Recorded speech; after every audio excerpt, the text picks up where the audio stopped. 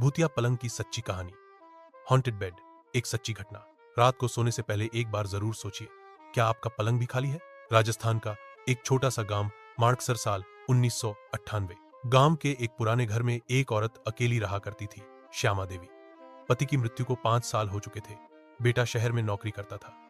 घर पुराना जरूर था, लेकिन एक चीज थी जो सबका ध्यान खींचती थी। लकड़ी का एक बेहद खूबसूरत पर पुराना पलंग। गांव में पलंग की कहानियां। कहते हैं वो पलंग श्यामा देवी के ससुर ने 1942 में बनवाया था। बहुत भारी काले रंग की लकड़ी से बना हुआ।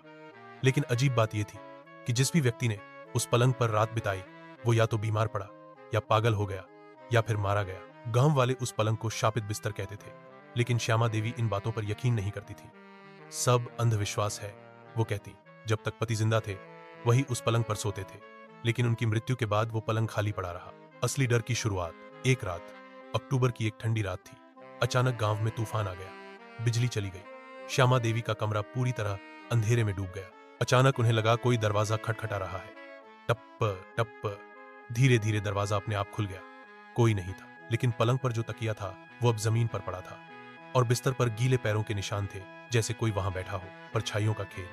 अगली रात, श्यामा देवी ने हिम्मत करके उस पलंग पर सोने का फैसला किया। रात के 2 बजे अचानक उनकी आंख खुली। उन्हें महसूस हुआ कोई उनके पास बैठा है। उन्होंने धीरे से गर्दन घुमाई।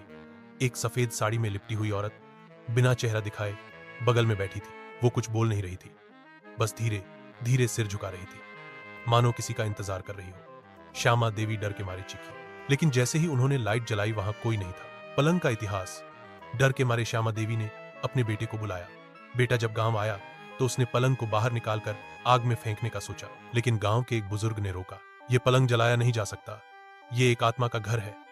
अगर तुमने इसे जलाया तो वो आत्मा मुक्त नहीं होगी, बल्कि और भयानक बन जाएगी। बेटे ने डर के मारे वो पलंग एक पुराने खंडहर में फेंक दिया। लेकिन कहानी यहीं खत्म नहीं होती। उस खंडहर में आज भी कोई नहीं जाता। गांव के बच्चों को मना किया जाता है उस ओर जाने से। कभी कभी रात को वहां से औरत के रोने की आवाज आती है, और अब भी लोग कहते हैं जो भी उस पलंग पर सोएगा वो अपनी सबसे बड़ी गलती करेगा। अंतिम चेतावनी। अगर कभी किसी पुराने घर में लकड़ी का भारी पलंग देखो, तो एक बार पलट कर देख लेना, क्या उस पर कोई पहले से तो नहीं बैठा। अगर आपको ये कहानी पसंद आई और डर लगा तो शेयर करें, और बताएं क्या आप उस पलंग पर सोने की हिम्मत करेंगे। अगर मम्मी से प्यार है तो सब्सक्राइब जरूर करना, या सब्सक्राइब नहीं किया तो रात को पलंग हिलने लगेगा।